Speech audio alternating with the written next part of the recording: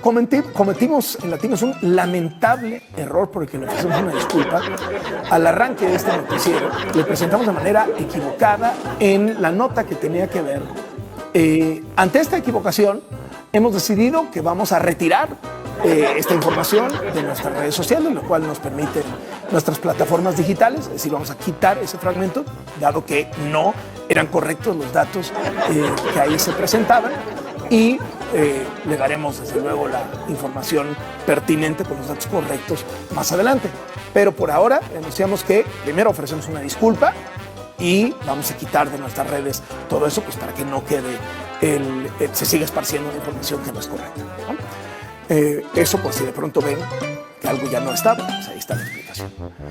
De antemano, una muy sincera disculpa en nombre de todo el equipo.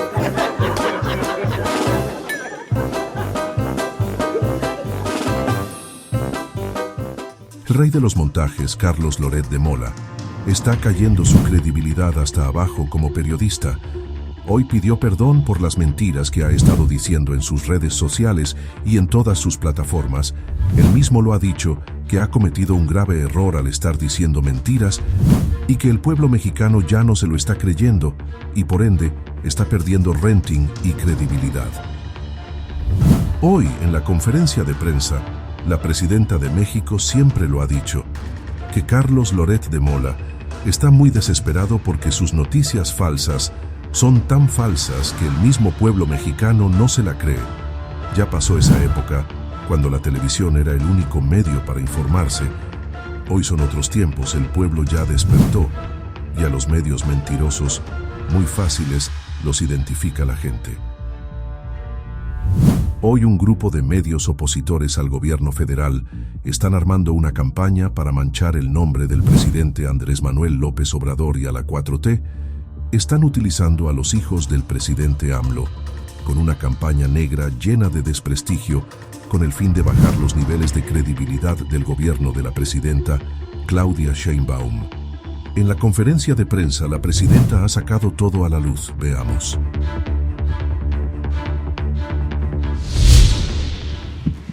Muy buenos días, presidenta. Rocío Jardines, de W Radio y Teleurban. Preguntarle en primera situación, su opinión acerca de este amparo que se ha difundido que interpusieron a favor de Andrés Manuel López Beltrán y también Gonzalo López Beltrán, los hijos del expresidente Andrés Manuel López Obrador, se dice por este caso de huachicoleo fiscal. Hay quienes dicen que pudieron no haber sido ellos los que solicitaran este amparo. Ellos dicen que no fueron ellos, no hay quienes dicen. Ellos, Andrés Manuel López Beltrán sacó ayer una carta, no es hay quien dice.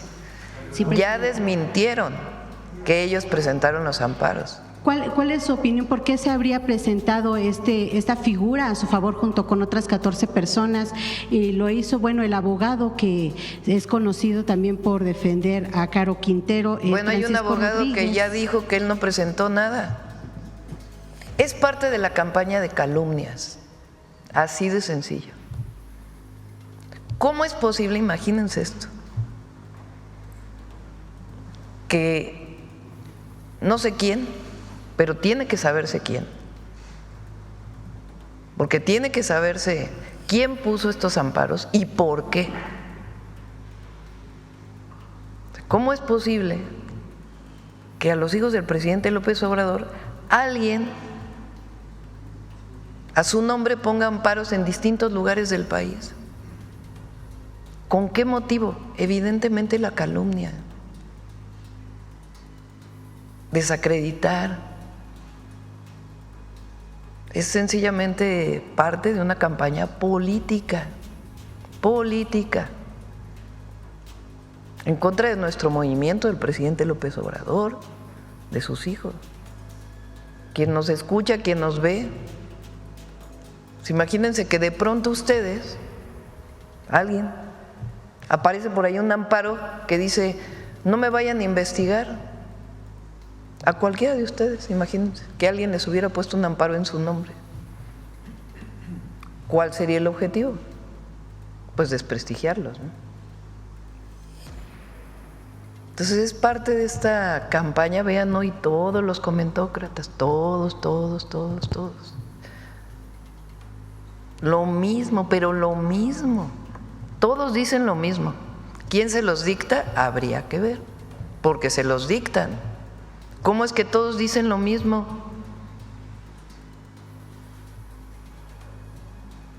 Entonces, evidentemente, primero ya salió Andrés Manuel López Beltrán a decir es falso, absolutamente falso, que se hayan puesto estos amparos por parte de él o de su hermano, o de sus hermanos.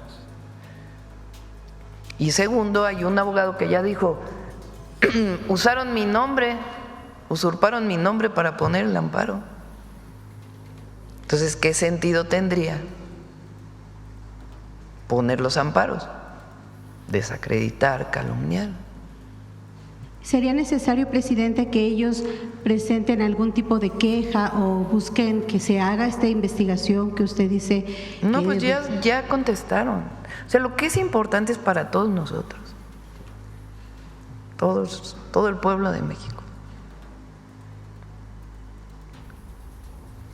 ¿Cómo es posible que alguien, quién sabe quién, ampare a otra persona? A su nombre, usando sus nombres.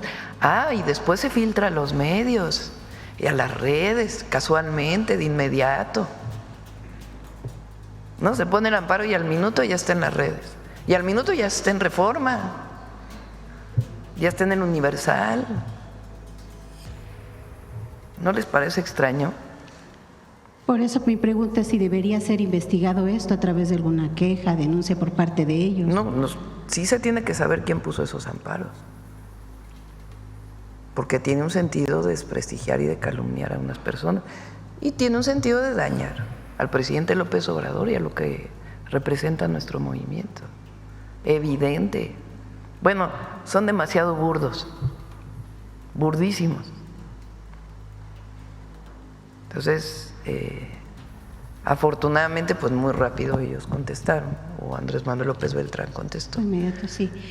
Presidenta, también saber si usted pudiera darnos información de la que le hayan transmitido también sobre esta expulsión de Hernán Bermúdez de Paraguay. Ya está por llegar o ya llegó a nuestro país, a Chiapas, si no me equivoco. Bueno, se dice que fue el propio secretario de Seguridad Pública, Omar García Harfuch, quien fue por él a Paraguay, y por eso no estuvo en las celebraciones junto a usted en estos días patrios. No, es falso. Es falso. ¿Qué información le dieron acerca de esta expulsión de Hernán Bermúdez? Fue parte de esta solicitud que hizo el gobierno, desde luego. Sí, ya no hizo falta el juicio de extradición, porque esta persona entró de manera ilegal a Paraguay y cometió una serie de delitos en Paraguay. Entonces las autoridades paraguayas decidieron expulsarlo. Entonces hay un avión de la Fiscalía General de la República que en este momento está en Colombia y en algún momento pues ya partirá para México, para que lleve su juicio aquí. Gracias, presidente. Y el día de ayer, por último, ya se hizo esta lectura en el Senado de la República, confirmando que llega el proyecto de la presidencia en materia de juicio de amparo. Inmediatamente se anunció que el presidente de la Comisión de Justicia llamó a hacer un parlamento abierto para poder tener las voces de todos los expertos, además de legisladores. Su opinión al respecto, porque la oposición, bueno, pues ya dice que es un riesgo, que no va a haber como tal un parlamento abierto como ha sido en otros temas, sino que podría hacerse, incluso dijo Manuel Añor, el senador priista, que podría ser un traje a la medida para el gobierno federal. Muchas gracias, presidenta. A ver si por ahí puedes poner la reforma al Poder Judicial, la Constitución. La reforma constitucional al Poder Judicial, que fue publicada el 15 de septiembre de 2024, hace 1 año y 2 días. La reforma al Poder Judicial no solamente establece que los jueces, las y los magistrados y las y los ministros deben ser elegidos por voto popular, sino que también establece una serie de acciones para hacer más expedita la justicia, que no haya estos juicios de 25 años para poder resolver un problema o una denuncia. Viene desde la Constitución.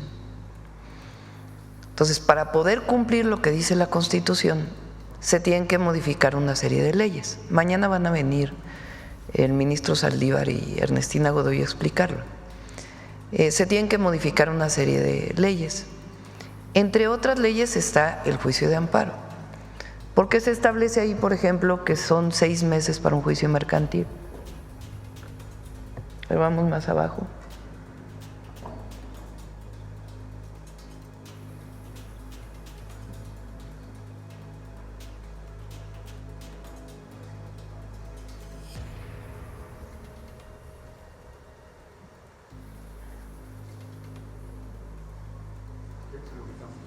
Sí, la parte donde habla de los tiempos. Porque esa es la parte de cómo se eligen a jueces. Entonces, la parte de los tiempos. Para que vean cómo desde la reforma constitucional se solicita esto. Ahora, por otro lado, resulta que en México, ¿quién es quien tiene la última palabra en términos de la justicia? La Corte. ¿Están de acuerdo? Es el máximo tribunal. Bueno, en México, incluso aunque la Corte haga una resolución, puede haber amparo frente a la ejecución de la resolución. Eso prácticamente en ningún país del mundo. Ayer le pedí a Ernestina que pudiera presentar en qué otros países hay eso. O sea, aquí se pueden amparar frente a la ejecución de una resolución ya de la Corte.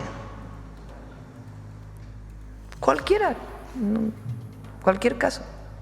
Y entonces no hay en realidad la aplicación de la justicia, porque otra vez entran al proceso interminable. Entonces, el amparo queda tal cual lo establece la Constitución, es algo muy importante en nuestras leyes, es la defensa del ciudadano y es fundamental que exista la defensa del ciudadano frente a un acto de autoridad, es indispensable. Lo que es muy importante es que la justicia pues pueda ser expedita, no lleve tanto tiempo. Y que tampoco se abuse de esta figura. Entonces, eso tiene objetivo, ese es el objetivo de las 4 leyes que se presentaron. Y el juicio y la ley de amparo está en esa perspectiva. Pues ya que lo decida el Congreso, no voy a entrar en ese proceso. Que la gente sepa que está resguardada su derecho frente a un acto de autoridad, pero que es importante que no se abuse del amparo frente a la resolución ya del máximo tribunal, que es la Corte. Va en ese sentido. A ver si encuentran la parte de los tiempos de la aplicación de la justicia. Adelante. Buenos días, Presidenta. César Huerta, de la revista Polemón. Presidenta, pues cambiando un poco el tema, en Polemón publicamos una investigación en la que revelamos que Luis Carlos Ugalde, el expresidente del IFE que avaló el fraude electoral del 2006, pues recibió más de 13 millones de pesos en contratos del PRI, del PAN y de los gobiernos panistas. En el PRI de Alito Moreno lo contrataron como consultor y conferencista, y el resultado pues fue la peor votación presidencial en la historia del tricolor. A ver, otra vez repítelo. En el PRI de Alito lo contrataron como consultor y conferencista. ¿A quién? A Ugalde. Ajá. Y el resultado fue la peor votación presidencial en la historia del tricolor. En el PAN le pagaron más de 150,000 pesos por 2 charlas. y casi 200,000 pesos en un organismo autónomo de Guanajuato para hablar de nearshoring, un tema pues del que obviamente no tiene nada de experiencia. En Chihuahua, el gobierno de Maru Campos le entregó más de 9 millones de pesos por una supuesta consultoría de riesgos políticos. Y pues pese a esta relación estrecha con el PRIAN, pues hoy la oposición quiere imponer a Luis Carlos Ugalde como un experto neutral en la discusión sobre la reforma electoral. ¿Qué piensa sobre esto, presidente? Pues a lo mejor podría dar una plática sobre fraudes electorales, ¿no?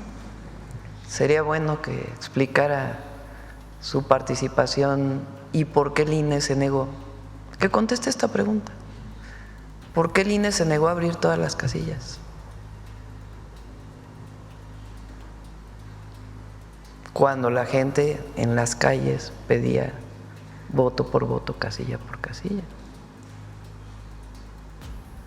Entonces, él fue uno de los articuladores del fraude del 2006.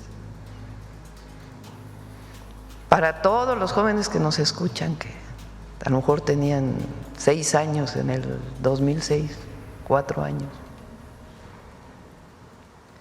En el 2006, candidatos a la presidencia de la República, los principales, digamos,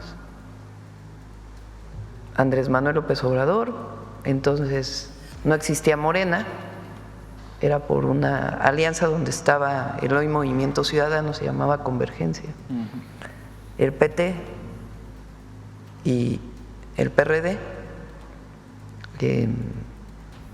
el PAN, Calderón y PRI, madrazo, o uno de los principales accionistas de latinos, ¿no? Conocido por haber participado en una carrera atlética, corredor que tuvo que subirse o que desapareció la mitad de la carrera y de pronto llegó a la meta. Bueno, esos eran los principales candidatos. Se viene una campaña contra Andrés Manuel López Obrador, pagada en los medios de comunicación por muchos empresarios. Andrés Manuel López Obrador, un peligro para México, con mentiras, como muchas de las de ahora, muchas mentiras. Que aun cuando se pedía que no se pagaran estos mensajes, entonces no era ilegal, digamos, que empresarios pagaran mensajes en contra de algún candidato en los medios. Después se hizo ilegal y por eso hoy solamente son tiempos oficiales en los que puede anunciarse un candidato o candidata de algún partido.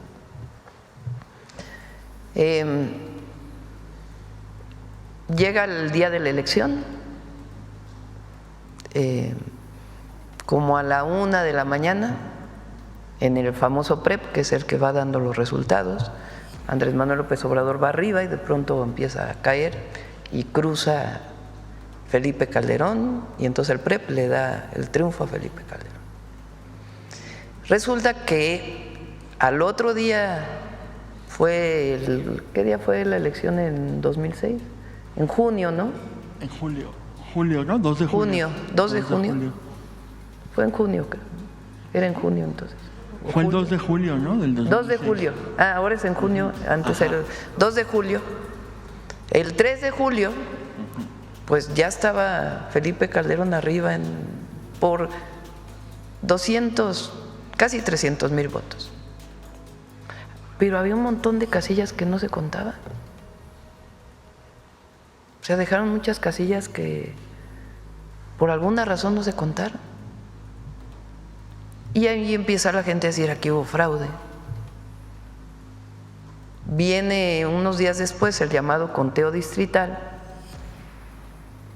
y hay muchas evidencias en esos días de que hay personas que entran al lugar donde se guardaban las urnas a presuntamente modificar, a meter votos. Muchas evidencias. Vean la película El Fraude, ahí viene, de cómo la gente empezó a cuidar los distritos electorales donde estaban las casillas guardadas y veían que entraba gente.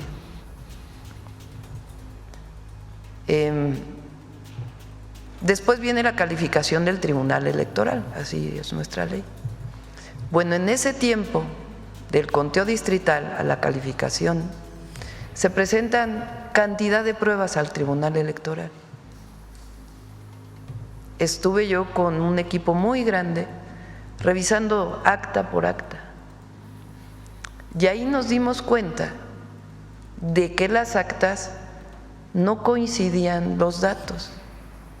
Entonces, por ejemplo, si había 300 boletas y uno contaba los votos por cada alianza, que entonces se votaba no por partido, sino por coalición, si sumaba uno los votos de las coaliciones, los votos nulos y las boletas que debían de haberse, o que se anulan normalmente porque no se participó, no cuadraban los datos.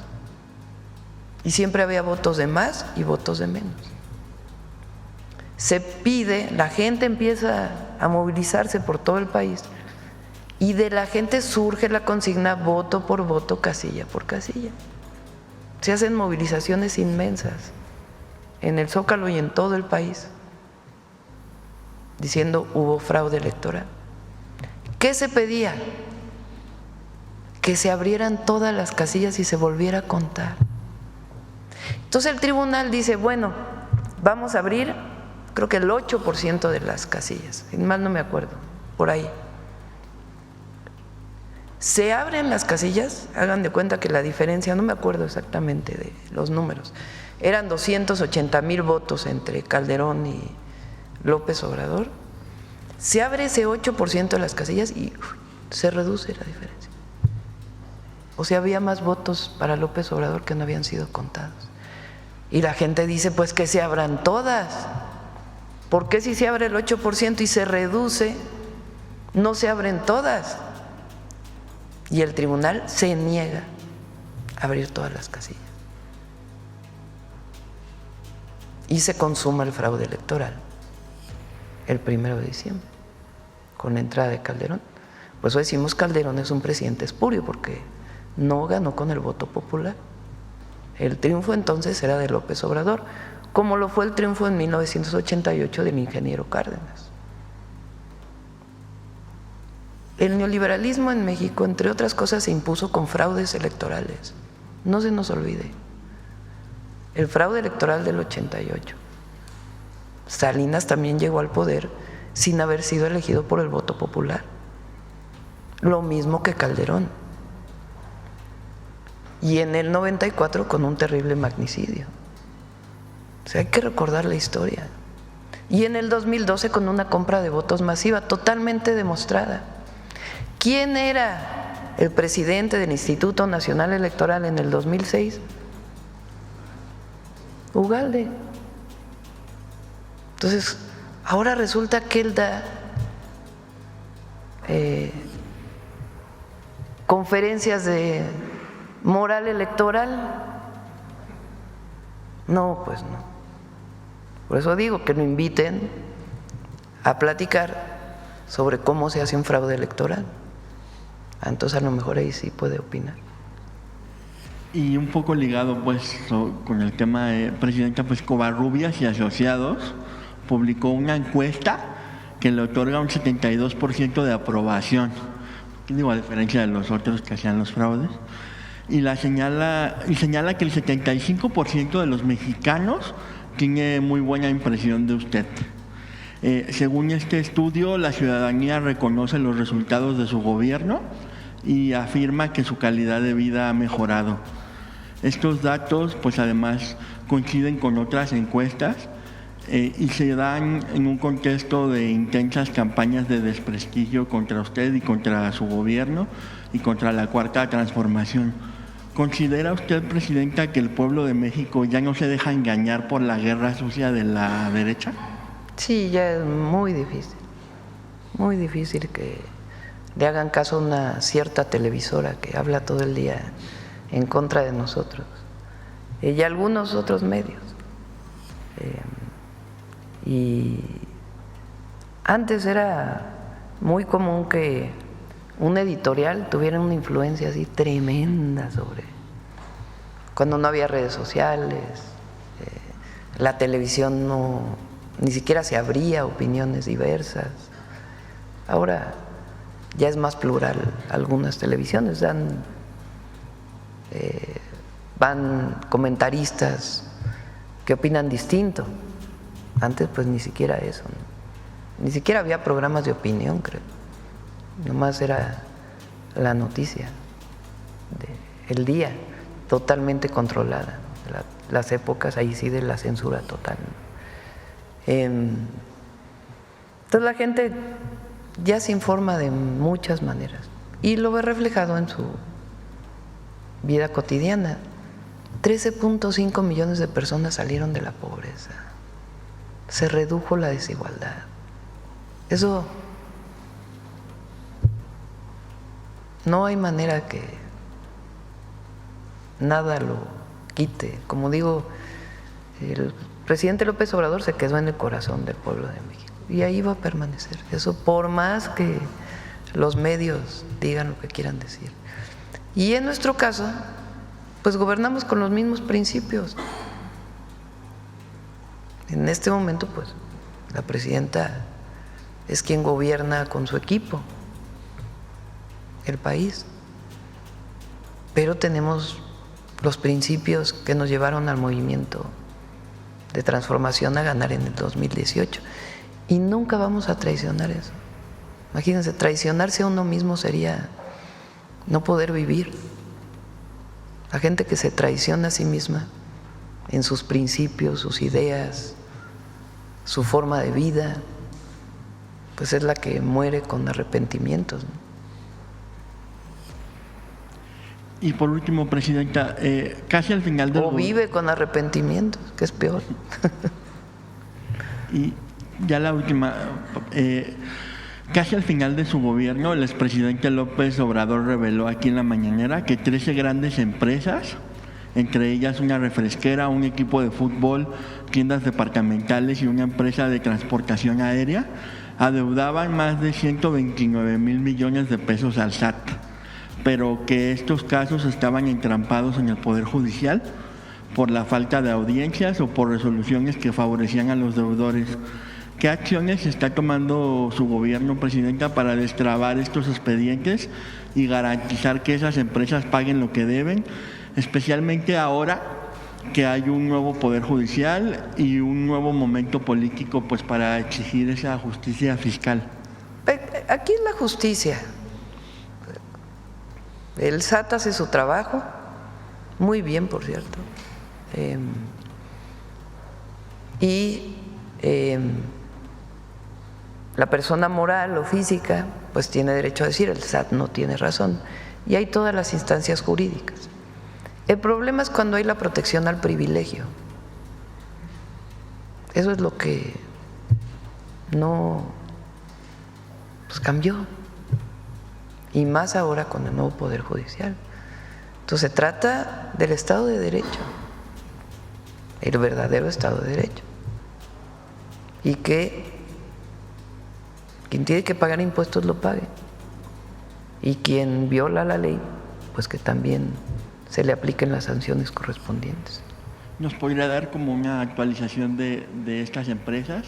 Siguen las mismas. Ok, muchas gracias. Sí. Gracias, presidenta. Mariana Madrid, de Canal 13 Albavisión. Retomando el tema de Hernán Bermúdez, preguntarle si tiene conocimiento de por qué se dio este cambio de ruta en el vuelo, por qué se dio esta escala en Colombia y presuntamente pues por qué se cambiaría el aeropuerto al que va a estar llegando. No tengo los detalles. Digan parte, más bien es un asunto técnico del propio vuelo. No tiene nada que ver pues con un asunto jurídico, sino más bien pues el vuelo, carga de gasolina, no sé exactamente, pero no tiene que ver con un asunto de la propia fiscalía. Entonces, ya que informe el gabinete, seguro. Okay, muchas gracias. En otro tema, ayer se detuvo a unos delincuentes al interior de la refinería Dos Bocas, presuntamente pues estaban haciendo robo de combustible. Saber si se está aplicando alguna estrategia en específico para prevenir el robo de combustible al interior de las refinerías, porque la Secretaría de Seguridad pues dijo que no es la primera vez que se da una situación de este tipo. Va a venir ya la próxima semana Luz Helena González. La Secretaría de Energía, ya lo he platicado en la mañanera varias veces, se está haciendo un esquema administrativo que ya está listo, incluso las pipas tienen que tener ya una identificación a partir de un QR, para que podamos tener, se llama la trazabilidad, es decir, ¿de dónde sale la gasolina? La gasolina que cargamos en una estación de servicio, ¿de dónde viene? Durante muchísimos años, hasta la reforma del 2013 de Peña Nieto, el único que podía importar gasolinas era Pemex, o producir gasolinas es Pemex. En este momento el único que puede producir gasolinas es Pemex, pero importar gasolinas lo pueden importar también privados. Eso no ha cambiado. Entonces, ¿cómo llega la gasolina a una estación, a una gasolinera? Pues viene por pipa. Entonces viene por pipa, la pipa viene… Cuando era solo Pemex, pues venían solo pipas de Pemex. Ahora que ya los privados pueden distribuir gasolina, pues vienen también por pipas privadas. Eso en el 2013 y eso no cambió con las reformas que hicimos. Hasta ahora no había un mecanismo, que eso sí viene del cambio a la ley, que nos pudiera informar esa pipa que llega a descargar a una gasolinera, ¿de dónde viene ese combustible? ¿Cuál es la trazabilidad? ¿Cuándo se importó? ¿Quién lo importó? ¿Dónde se almacena? De ahí del almacén, ¿cómo llega a la gasolinera? O en el caso de Pemex, que tiene más controles, porque es una sola empresa, la refinería de dónde sale o el lugar en donde se importa a partir de Pemex y dónde se almacena y de ahí cómo llega a la gasolinera. En este momento ya la norma ya establece que tiene que haber trazabilidad. Tenemos que saber exactamente cuándo se importó, cómo se importó, quién lo importó. Si encontramos una pipa en la carretera, la puede parar un guardia nacional o algún servidor público de alguna de las instituciones como ASEA, por ejemplo, o la propia Secretaría de Energía, de dónde vienes y tiene que tener su trazabilidad. Ah, pues aquí viene de este almacén, que este almacén a su vez se surtió de este… Eso no existía en la ley hasta ahora que pudimos cambiar la Constitución y las leyes, que permite pues generar esta regulación de la trazabilidad del combustible. En el caso de Pemex además se están poniendo más controles también a la salida de las refinerías. Entonces eso junto con los puertos y las aduanas pues nos está dando mucho más control de cómo llega el combustible a las gasolineras. ¿Y tendrán una cifra de pues cuánto representan las pérdidas por este delito? Sí lo tiene Secretaría de Energía y lo puede presentar cuando venga Luz Helena. Muchas gracias. Pasando a otro tema, Presidenta, ayer la fiscal de Estados Unidos afirmó que México entregó a Caro Quintero por órdenes de Donald Trump. No sé qué información tenga o cómo toma el gobierno de México pues esta declaración. ¿Se descarta que haya presiones por parte de Estados Unidos a México para entregar a narcotraficantes? Ya se habló mucho de eso, ¿no? Ya se explicó que fue una decisión de seguridad nacional el envío de tan importante número de personas de la delincuencia organizada. Fue una decisión de seguridad nacional Y también había una petición del gobierno de los Estados Unidos, de la Fiscalía de los Estados Unidos, y se tomó la decisión de enviarlos por el Consejo Nacional de Seguridad a partir de la Ley de Seguridad Nacional. Pero fue una decisión sí había petición de ellos, pero la decisión se tomó aquí en el Consejo de Seguridad por razones de seguridad nacional. ¿En este momento hay más peticiones de Estados Unidos para trasladar? Hay peticiones de extradición. Y finalmente, Presidenta, con la visita que va a tener al rato y pues en miras ya de la revisión del TEMEC para el próximo año, ¿convendría hacer pues una propuesta, un frente en conjunto México y Canadá frente a Estados Unidos, o sería conveniente que, a pesar de que haya coordinación, pues que cada país tenga que ver por sus propios intereses comerciales? A ver, los tres países estamos de acuerdo en el tratado. Es muy importante la convocatoria que salió por parte del gobierno de Estados Unidos para abrir las mesas de diálogo con relación a la revisión del tratado. El tratado va a continuar. Obviamente hoy tenemos aranceles a una serie de productos que ponen una consideración distinta, pero la gran mayoría de lo que se exporta no tiene aranceles, no tiene tarifas. Y los tres países estamos de acuerdo, y obviamente Canadá y México estamos de acuerdo en fortalecer el tratado comercial México-Estados Unidos-Canadá y garantizarlo. Eso es lo primero. Ahora, ¿a qué viene el primer ministro Carney? Viene a fortalecer la relación México-Canadá, que además del propio tratado que tenemos, pues es fortalecer el comercio, inversiones económicas en ciertos sectores, pero también otros temas. Por ejemplo, tenemos un convenio con ellos de mexicanos que van a trabajar a Canadá, particularmente al campo, a través de visas especiales de trabajo que se van a conservar, y nosotros estamos planteando que pudieran ampliarse, y ellos están viendo este mecanismo. ¿Cómo se importan, por ejemplo, mercancías de Canadá a México? Pues o pasamos por Estados Unidos a través de carreteras o trenes, o a través de puertos. Entonces, la idea es fortalecer el comercio a través de los puertos entre Canadá y México en los dos océanos. Estamos planteando temas educativos, de energías renovables, de innovación. Nos interesa mucho saber cómo funciona el sistema de salud de Canadá, que es un sistema público, gratuito.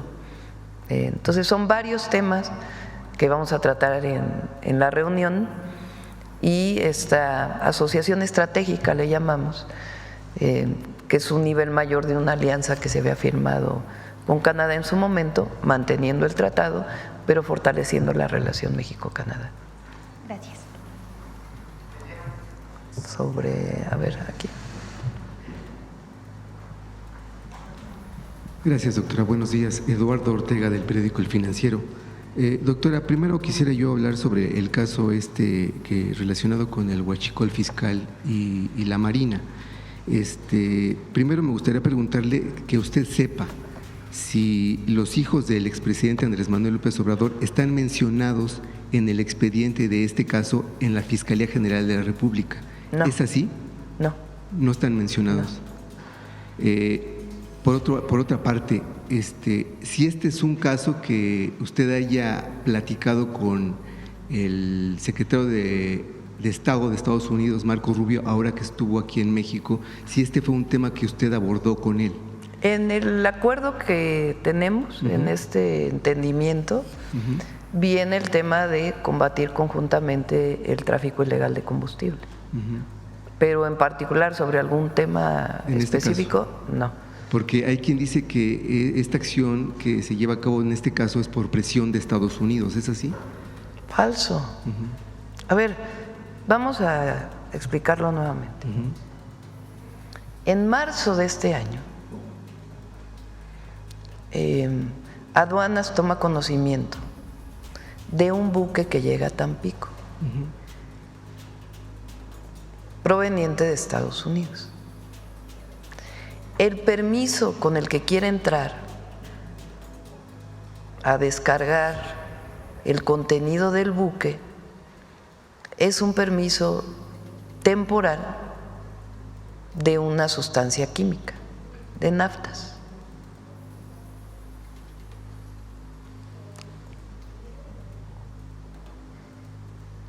Se dan cuenta que probablemente ahí viene combustible, que no viene naftas. Detienen al buque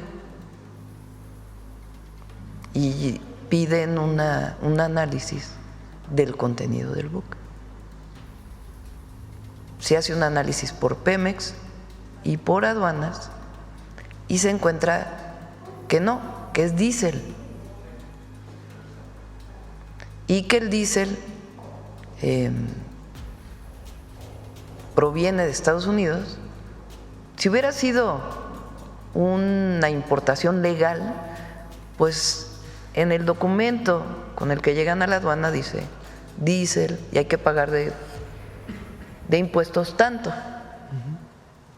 ¿Por qué se le llama contrabando? Porque como quieren pasar otra sustancia, gato por liebre, como se dice comúnmente, entonces no pagan impuestos.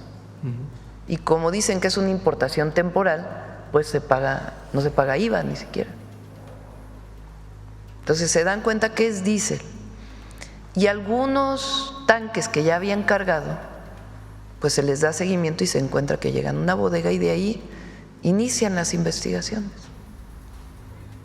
de qué empresas están involucradas, cómo fue que sale de Estados Unidos, quiénes participaron en el pedimento de este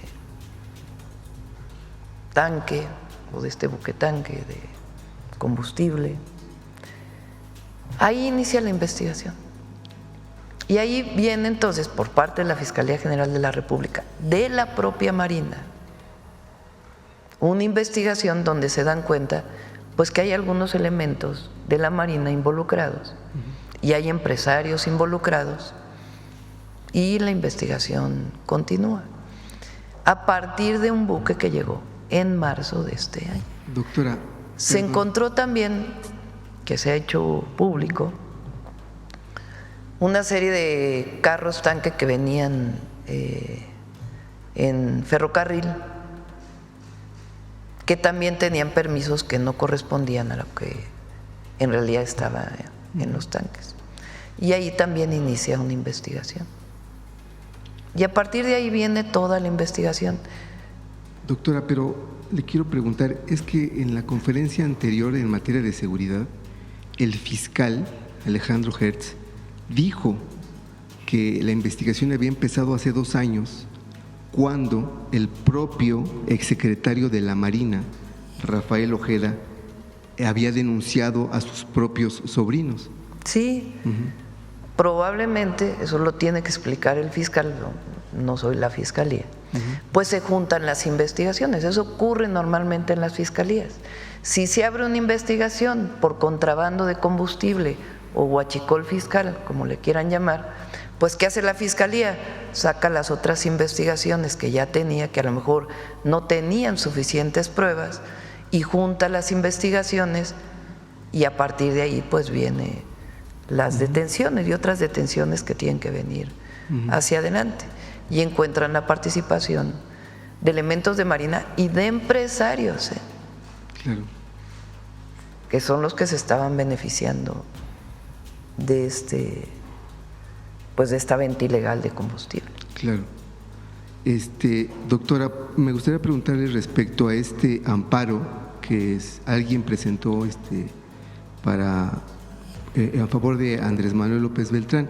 Hay quien dice que él, el hijo del expresidente, renunció al amparo pero mediante la carta pública, que no lo ha hecho legalmente, por lo que pues renuncia mediáticamente al amparo, pero la cobertura jurídica sigue. ¿Pero qué quieres decir con eso? Mediáticamente él renuncia al amparo. O sea, él dice, yo no lo presenté, alguien más lo presentó. Sin embargo, que jurídicamente en el expediente no lo ha hecho. O sea, Pero entonces le pregunto, ¿qué conlleva tu pregunta? preguntarle qué piensa de eso. O sea, Pues tendrá que también hacerse por la vía legal. Y a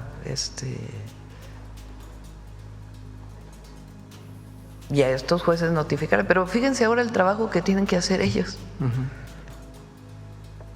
O sea, ahora ellos tienen que ir a decir: no, mire, fíjese que yo no presenté el amparo, por favor, retírelo.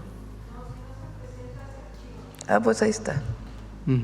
Ah, mira, aquí hay abogados, ¿verdad? Ah, no tiene firmas. Ya. porque bueno, al final lo que entiendo… A ver, vamos a ponerlo otra vez, porque no tenía yo conocimiento de esta parte. Aquí hay una compañera que ayer dijo que era abogada. Bueno, ¿no trae firmas?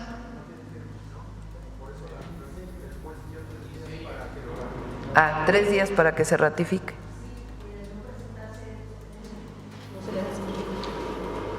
Ya, entonces no tienen que ir a cada juzgado. Claro.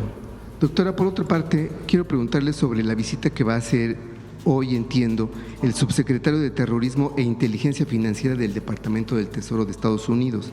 Entonces, yo le quiero preguntar, en este sentido, ¿qué nuevas estrategias están, digamos, trabajando ambos gobiernos en materia de antilavado? Y bueno, después de que el gobierno de Estados Unidos declaró a las organizaciones del narco como terroristas. En el entendimiento que se hizo, se planteó que hubiera más colaboración en el tema de información sobre el lavado de dinero. Viene el subsecretario a hablar de varios temas con el secretario de Hacienda y entre otros también pues de cómo fortalecer las investigaciones conjuntas frente al lavado de dinero, cuando hay información que tenga pruebas. Claro. Pero no hay, digamos, una medida específica en el cual… No, es parte pues de la colaboración que hay. Claro. Y finalmente, doctora, quiero preguntarle sobre el caso de Hernán Bermúdez. Esto ya se lo he preguntado antes, le quiero reiterar la pregunta. Si usted no consideraría que Adán Augusto López Hernández debería de pedir licencia como senador. La investigación tiene que seguir su curso. Ya dijo el senador que si en algún momento requieren de su declaración, que él con gusto la va a dar. Entonces, es muy importante, se va a presentar. ¿Se va a presentar? No. ¿Cómo se va a presentar? ¿Cómo fue que este personaje, que fue secretario de Seguridad de Tabasco, digamos, se fue descomponiendo? ¿Y en qué momento se dan cuenta que primero no está cumpliendo con sus funciones y que pudiera estar vinculado con algún grupo delictivo? ¿Cómo se pide su destitución por parte del presidente López Obrador a Tabasco? Todavía no entrábamos nosotros. En el momento que hay indicios de que esta persona tiene algún vínculo y a partir de ahí él decide salir y huir. Y después pues ya viene la investigación por parte de la Fiscalía del Estado de Tabasco y la Fiscalía General de la República. Pero es muy importante que se sepa todo este proceso, porque es muy fácil para la oposición la hipocresía en acción. Ahora, ¿no?, que nunca explicaron nada de García Luna, el coordinador del PAN en el Senado, que nunca explicó por qué se fue 6 años de México y que ahora regresó con fuero y que es el principal crítico ahora, ¿no?, porque es el uso político. Entonces se va a dar toda la información de cómo fue que esta persona empezó a involucrarse y en el momento que hubo información se pidió su destitución e investigación. Ya para entonces el senador pues ya era secretario de Gobernación. Imagínense, participaba en el gabinete y se solicita la destitución por parte del secretario de Gobernación y del presidente entonces. Claro. A Merino, que estaba de gobernador, Merino lo destituye, este señor se va y inician las investigaciones. Pero esta cosa de que ahora el senador Adán Augusto tiene que renunciar hoy, tiene que a ver qué dicen las investigaciones, ¿verdad? Porque lo que no es ahora la prensa, algunos medios de la prensa, son los juzgadores. Loret de Mola ahora es el principal juzgador, cuando todavía no explica todos sus montajes o las mentiras que dice todos los días. Entonces, hay que esperar las investigaciones, como lo dicen, y ya el senador ya dijo, si necesitan de mi declaración, claro, doctora, la voy a presentar. Usted Entonces, todo esto es importante que se conozca. Nosotros no vamos a esconder a nadie, ni tampoco vamos a defender a nadie si resulta que hay pruebas que es culpable. Pero lo que no nos parece es este juicio que hacen los grandes medios de comunicación o la oposición, que ahora se erige como cuando sí, o sobre este tema, a ver cuándo ellos hicieron alguna detención. O sea, porque aquí se está actuando cuando se encuentra y hay pruebas. Por eso el secretario de Marina dijo, fuimos nosotros mismos quienes presentamos la denuncia. Y las investigaciones que se hagan. Ahora, no les funciona a los medios ni a la oposición, por más que quieran. No les funciona, ni les va a funcionar. Porque nosotros siempre va a haber verdad y se va a pedir siempre que se aplique la justicia. No somos iguales. Gracias, doctora.